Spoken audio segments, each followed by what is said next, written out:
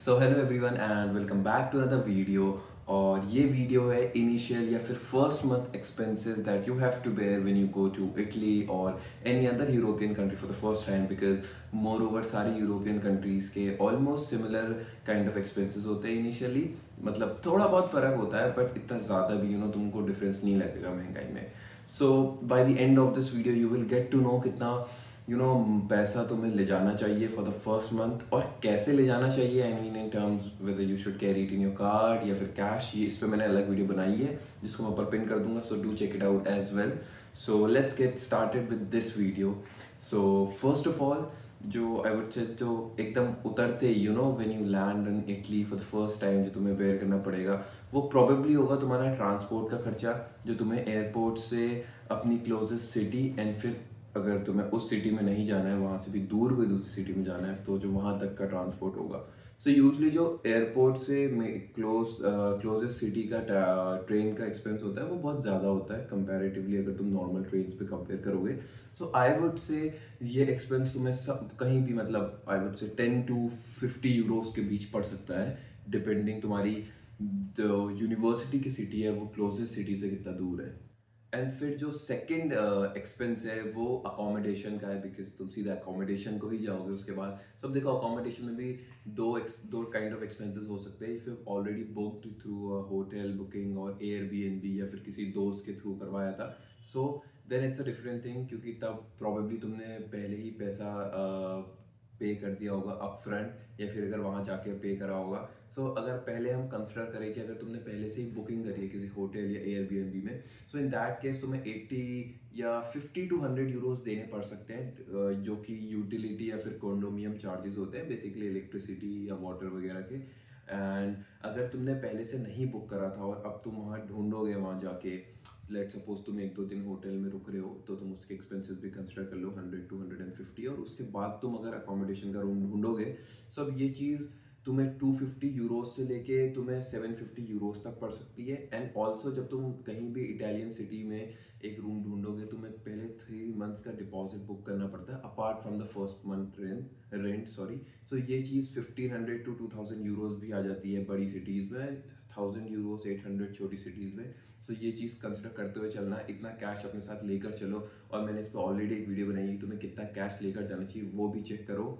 तुम्हें अगेन ऊपर इसका लिंक मिल जाएगा और मैं पिन कमेंट पे भी डाल दूंगा। So then the third expense I would say is about the SIM.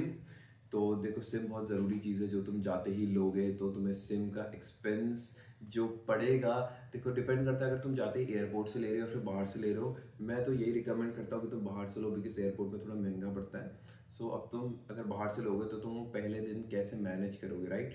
So it's always better कि तुम कोई प्ले स्टोर में जाओ, बहुत सारे ई सिम के ऐप्स हैं, वहाँ से जाके तुम ई सिम ले सकते हो एक दिन के लिए या डेटा के हिसाब से। और बहुत जगह 1 GB फ्री रहता है और 1 GB इनफ होता है जस्ट गूगल मैप्स देखने के लिए और घर एक मैसेज डालने के लिए या ऑडियो कॉल करने के लिए कि तुम पहुंच चुके हो।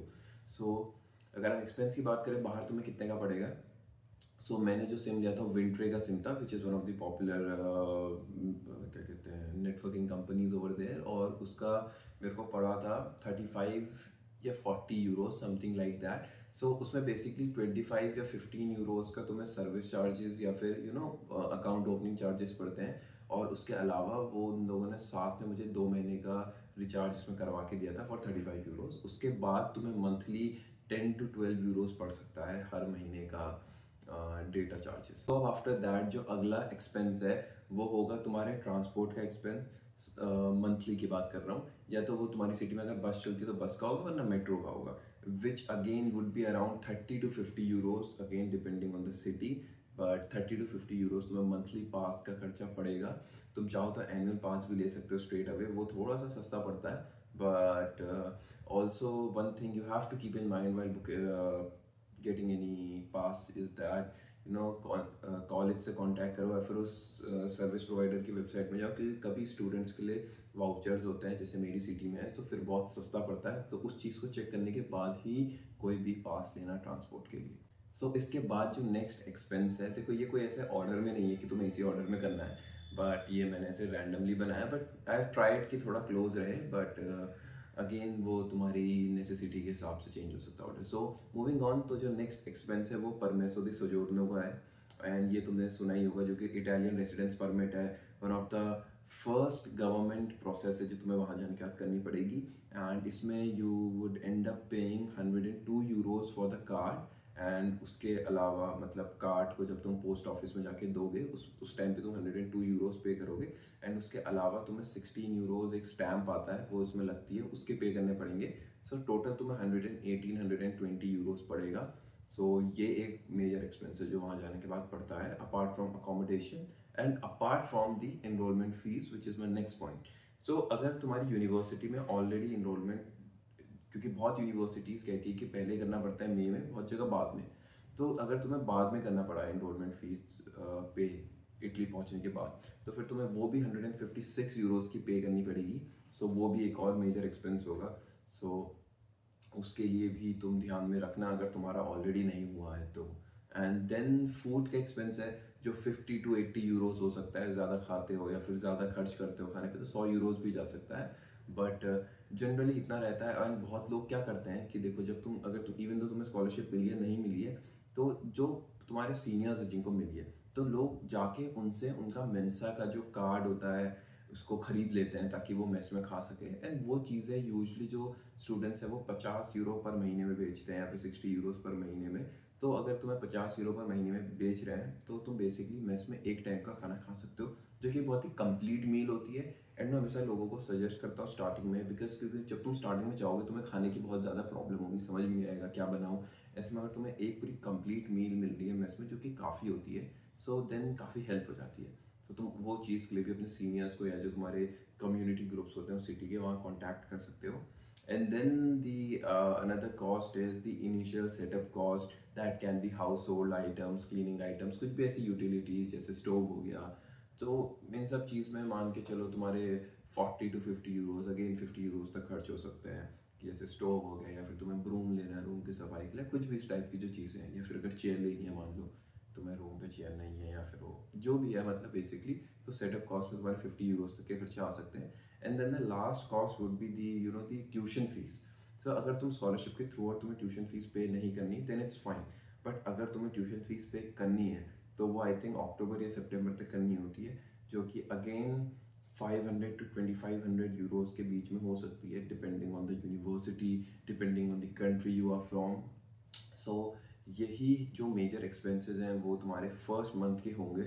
एंड अब कोई ऐसा फिक्स नहीं है कि इतनी अमाउंट होगी, because as I said different criterias different student के लिए लग सकते हैं। कुछ कुछ ही फिक्स कॉस्ट है, जैसे परमेसो की, सिम कार्ड की, क्योंकि बाकी फिर बस पास वगैरह वो रीजन टू रीजन फ़र्क आता है।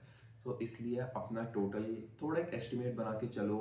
एंड बाकी अगर तुम कंफ्यूज हो कितना how much amount you should carry with yourself, मैंने ऑलरेडी उस पर वीडियो बनाई है, हालांकि उस वक्त ज़्यादा व्यूज़ नहीं आए हैं जितना मैंने एक्सपेक्ट किया था, but to check it out ताकि तुम already prepared रहो।